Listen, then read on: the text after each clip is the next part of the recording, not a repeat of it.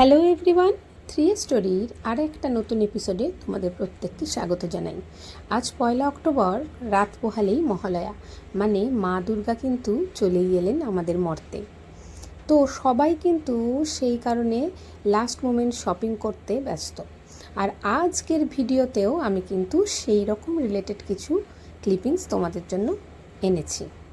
এই যে দেখতে পাচ্ছ আমরা ঢুকছি, এটা কিন্তু আমাদের সাউথ কলকাতায় যারা থাকি আমরা তাদের অত্যন্ত পরিচিত আর ভীষণই পপুলার একটা মল, সাউথ সিটি মল। রবিবার সাউথ সিটি মলে কীরকম ভিড় হয় সেটা কিন্তু পুজোর আগে যে তার থেকেও অনেক বেশি গুণ ভিড় হবে আমরা মাথায় করে নিয়ে সাউথ সিটি মলে তো সন্ধ্যাবেলা পৌঁছালাম।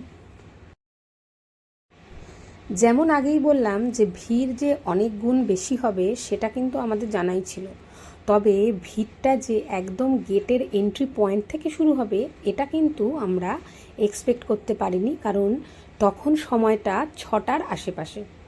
আমরা গাড়ি নিয়ে সাউথ সিটি মলের যেটা গাড়ির যে এন্ট্রি পয়েন্ট সেটা দিয়ে ঢুকে মানে সামনে অগুন্তি গাড়ির পিছনে দাঁড়িয়ে রইলাম। বুঝতেও পারছিলাম না যে আদেও আমাদের গাড়িটা ঠিকঠাক কোথায় পার্ক করা হবে। এই যে দেখতে পাচ্ছ সোজা গেলে সাউথ সিটি মলের যে সাউথ সিটি ইন্টারন্যাশনাল স্কুল সেটা ডান সাইডে মলটা, আর সোজা গেলে ইন্টারন্যাশনাল স্কুলের পাশেই কিন্তু সাউথ সিটি রেসিডেন্সিয়াল কমপ্লেক্সটাও। তো আমাদের গাড়ি তো টুকটুক করে মানে মানুষের হাঁটার গতিবেগের থেকেও কম গতিবেগে এগোতে থাকলো। সাউথ সিটি মলটা পুজোর জন্য কত সুন্দর সেজেগুজে উঠেছে, আমি সেই ফাঁকেই টুকটুক করে সেটার ভিডিও তুলতে থাকছি। আর গাড়ি তো এগোই না, কিন্তু আমাদের যে লাস্ট মোমেন্টে কিছু প্রয়োজনীয় সামগ্রী কিনতেই হবে, আজই তার শেষ দিন। এর আগেও ব্লগে তোমাদের বলেছি যে আমরা পুজোতে ঘুরতে যাব, তো সেই কারণেই কিছু প্রয়োজনীয় জিনিস বাকি ছিল, সেটাই আজ কিনতে মলে আসা। আর এইবার হলো আসল ঘটনা, আমরা কিন্তু মলের যে অরিজিনাল পার্কিং তাতে জায়গা পেলাম না, এবং আমরা এই সাউথ সিটি রেসিডেন্সিয়াল কমপ্লেক্সের ভিতরে যে পার্কিং স্লট, যেটা কিন্তু এই এত বছর কলকাতায় থাকা সত্ত্বেও আমি কোনোদিনও ঢুকিনি, আজ সেই অভিজ্ঞতাটার সম্মুখীন হতে হলো। এই যে দেখছো, এইটা সাউথ সিটি রেসিডেন্সিয়াল কমপ্লেক্সে ঢুকে এদের যে পার্কিং সেই স্লটে যাওয়ার রাস্তা। এই যে ডান দিকে সাজানো জায়গাটা এটা কিন্তু মলের দিক, আর বাঁ দিকেরটা এই বড় বিল্ডিংটা এটা হলো সাউথ সিটি ইন্টারন্যাশনাল স্কুলের বিল্ডিং।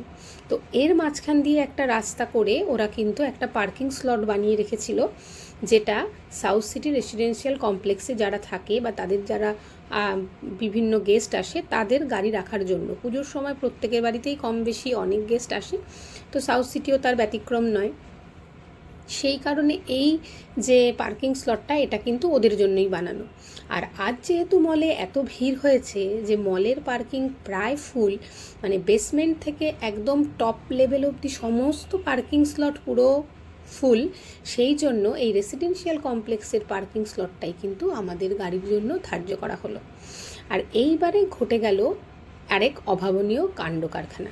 আমি এই ফার্স্ট টাইম কোনো জায়গায় এরকমভাবে পার্কিং হয় দেখলাম। এর আগে আমি বহুবার এই যে পার্কিংয়ের যে স্ট্রাকচারটা এটা দেখেছি, কিন্তু গাড়ি কিভাবে এত ওপরে ওঠে, ওই যে দেখতেই পাচ্ছ যে ওপরে ওপরে গাড়ি রাখা, এটা কিভাবে হয় এটা কিন্তু আমার কোনো দিন আইডিয়া ছিল না। এই রকম পার্কিং স্লট তোমরাও কেউ দেখে থাকলে তাই কিন্তু কমেন্টে জানিও। আমি এরকম পার্কিং স্লট আমাদের দক্ষিণ কলকাতায় গড়িয়াহাটেও দেখেছি, কিন্তু এই যে এইবার দেখো আমাদের গাড়ি কেমন হাইড্রোলিকের মাধ্যমে একদম 3 তলায় উঠে গেল, এবং গাড়িটা কি সুন্দর করে ওদের সিস্টেমে ওরা একটা স্লট দিয়ে অ্যালোকেট করে দিল, এবং সেই হাইড্রোলিক করে গাড়ি ওপরে উঠে সেখান থেকে গাড়িটা কিন্তু পার্ক করা হলো। গাড়ি পার্ক করার পর এই একটা গেট দিয়ে কিন্তু আমরা প্রবেশ করলাম। এই গেটটা বা এই প্যাসেজটাও কিন্তু আমার ক্ষেত্রে নতুন। এই যে আমরা সাউথ সিটি রেসিডেন্সিয়াল কমপ্লেক্সের দিকে গাড়ি পার্ক করেছি, তো ওখান থেকেই একটা আলাদা করে ওরা এন্ট্রি গেট করেছে, যেটা দিয়ে কিন্তু আমরা মলে ঢুকে গেলাম। এই প্যাসেজটাও এত সুন্দর করে দুর্গাপুজোর জন্য সাজিয়েছে, খুব ভালো লাগছে। আর এছাড়া এর সাথে বিভিন্ন আনন্দ মুহূর্ত, এই যে মানুষ শপিং করতে বেরিয়েছে বা এই যে শপিংয়ের সময় কীরকম কী ধরনের রিকোয়ারমেন্টগুলো থাকে তার সাথেই সামঞ্জস্য রেখে কিন্তু এই পুরো দেওয়ালটা ওরা সাজিয়ে তুলেছে। এত সুন্দর লাগছিল। এই যে সিকিউরিটি গেট চেক আমরা পাস করলাম, এই সিকিউরিটি চেকের পরেই কিন্তু আমাদের সাউথ সিটি মলের যে গ্রাউন্ড ফ্লোর তাতে ঢোকার মানে মেন দরজা এই আমরা ক্রস করছি। সাউথ সিটি মলে প্রত্যেক বছরই পুজোর আগে আমি কোনো না কোনো কারণে যাই, সেটা শপিংয়ের জন্য হতে পারে বা অন্য কোনো কারণেও, হয়তো এমনি ঘুরতেও গেলাম বা ফুড কোর্টে বাচ্চাদেরকে কোনো সময় কিছু খাওয়ানোর জন্য নিয়ে গেলাম। তো সাউথ সিটি মলে প্রত্যেকবারই পুজোর আগে আমি দেখেছি ওরা ভীষণ সুন্দর করে মানে খুব নিষ্ঠা ভরে এবং খুব ওয়েল ডেকোরেশন করে পুজোর জন্য ভেবে। শুধু পুজো না, এর আগে কিন্তু আমার ব্লগ দেখে থাকলে তোমরা দেখে থাকবে যে 15th আগস্টের সময়ও কিন্তু ওরা খুব সুন্দর করে সাজিয়েছিল, বা ফ্রেন্ডশিপ ডের জন্য কিন্তু ওরা খুব সুন্দর করে সাজিয়েছিল। আসলে মানুষের, বাঙালিদের যে প্রত্যেকটা অকেশন, যে মানুষ যে এমনিতেই প্রচণ্ড পরিমাণে বিভিন্ন অনুষ্ঠানকে ঘিরে বেঁচে থাকে, তো সেই সমস্ত অনুষ্ঠানগুলোর কথায় মাথায় রেখে কিন্তু মল কর্তৃপক্ষ খুব সুন্দর করে এই মাঝখানের পোর্শনটা প্রত্যেকটা অকেশানে সাজিয়ে তোলে। আর এই যে দেখো, আমি চারপাশ থেকে ঘুরে ঘুরে দেখাচ্ছি, এত সুন্দর করে একটা মণ্ডপ বানিয়ে সেখানে মা দুর্গাকে ওরা স্থাপন করেছে যে মানে চোখটা জুড়িয়ে যায় শুধুমাত্র এই মা দুর্গার মুখখানি দেখলে। এখানে দেখো কত মানুষের ভিড়, সবাই শুধু মায়ের সাথে একটা সেলফি তুলবে বলে এই জায়গাটাতে এত ভিড় করেছে। মায়ের মুখটাও কি অপরূপ। আর মায়ের সাথে কিন্তু অন্যান্যবার আমি তাও লক্ষ্মী গণেশকে দেখি, কিন্তু এবার কিন্তু মাকে শুধু একাই দেখলাম। সাউথ সিটি মলের কেনাকাটার ভিডিও আর দিলাম না, কারণ এত ভিড় ছিল, সেভাবে ভিডিও করাও আমার পক্ষে সম্ভব হয়নি। এবারে দেখো এই যে গাড়ি পার্কিং হয়েছিল, সেই গাড়িটা কিভাবে আবার আমরা যখন পার্কিং থেকে বার করা হচ্ছে সেই সময়কার ভিডিও। ওই যে ওই কর্নারে আমাদের গাড়িটা রাখা ছিল অলরেডি 4th স্টোরিড একটা জায়গায়, তো সেইখান থেকে গাড়িটা কোনো একটা হাইড্রোলিকের মাধ্যমে মাঝখানে আসা হলো। এবার নিচ থেকে একটা হাইড্রোলিক যাচ্ছে, সেটা গিয়ে গাড়িটাকে কিন্তু আবার নিচে আস্তে আস্তে নামিয়ে আনবে। এই পদ্ধতিটা আমার কাছে ভীষণই ভালো লেগেছে। আর আমি এটা ওদের সাথে আলোচনা করেও জানলাম যে এই পুজোর সময়ে শনি রোববার আর পুজোর সবকটা দিনই কিন্তু সাউথ সিটি রেসিডেন্সিয়াল কমপ্লেক্সের বেশ কিছুটা পোর্শন মল কর্তৃপক্ষ ভাড়া নিয়ে রেখেছে, যাতে আমাদের সাধারণ মানুষদের যারা গাড়ি নিয়ে মলে যায়, কারণ পুজোর সময় সবাই একটু আনন্দ করতে বা সময় কাটাতে বন্ধুবান্ধবের সাথে, পরিবারের সাথে এই দক্ষিণ কলকাতার এই বড় মলটাই বেছে নেয়। তো সেই জন্য যাতে তাদের পার্কিংয়ে কোনো রকম সমস্যা না হয়, তার জন্য কিন্তু এই ব্যবস্থা ওদের করেছে। আর এই যে আমার গাড়ি কিন্তু এবার নিচে নেমে এলো। এইবার গাড়ি নেমে এসেছে, এই যে এই দাদার সাথেই আমি একটু কথা বলে নিচ্ছিলাম, জানার চেষ্টা করছিলাম যে এইটা কবে কবে কি ভাড়া নেওয়া হয়। ওই দাদার কাছেই আমি যা ডিটেলস পেলাম।